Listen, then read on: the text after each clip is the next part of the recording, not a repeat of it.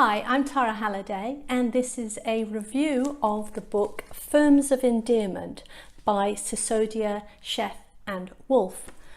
This is one of my favourite books in terms of looking at what makes a company great, incredible. And the principle of Firms of Endearment is all about the stakeholder contribution. So basically the idea is that you focus on the happiness, well-being, success, if you like, of all of the people who are involved in a company. So that's, yes, the investors, it's the employees, it's the customers, it's the suppliers, and it's the society in which they live. Now, this assessment is the second edition. It's been updated. By comparison, there's another book, Good to Great, which is been very popular. And the difference being in Good to Great, this very extensive study looked at financial return and suddenly what made a company give sustained, high, incredible, amazing returns.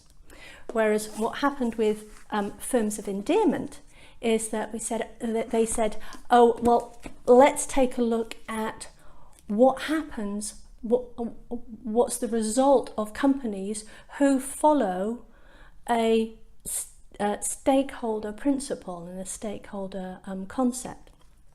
And what they found is that the results are even better than the good to great companies. So the S&P 500, which is the top US, top profitable 500 companies in the US, the good to great companies outperformed them by a factor of 3 to 1, and the Firms of Endearment companies outperformed them by a factor of 8 to 1.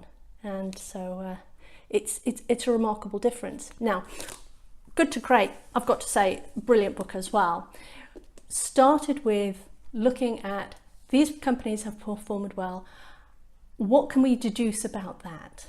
But the problem is that there are so many factors and so many variables that we don't know. So it might be that there's a key one that actually we didn't even look at, and that's pretty common because we tend to make assumptions about the world, and assumptions mean that we can make mistakes.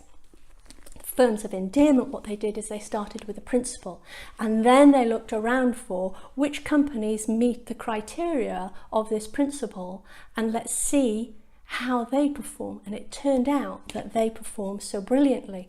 Why? The answer really is in the staff turnover. The cost of recruitment, the cost of hire, that's fundamental, but more because society is changing. Companies are becoming more and more transparent, whether they want to be or not. And so it means that rather than getting just raving fans of our customers, our employees, our suppliers, our investors, and society all need to be raving fans, and then they will support us. It also means that for me, what's really important is when there's so much care and attention being paid to all of the stakeholders in a company's performance.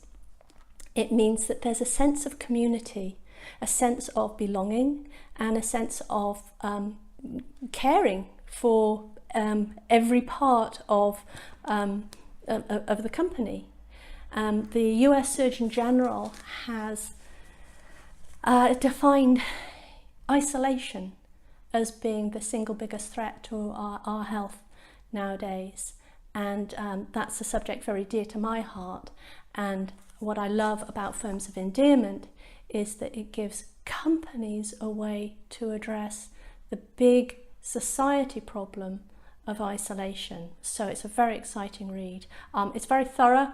It's a lot of research. It's absolutely fascinating, and it gives you ideas of how you might be able to implement some of these principles in your work. So for that reason, I absolutely adore this book and thoroughly recommend you read it.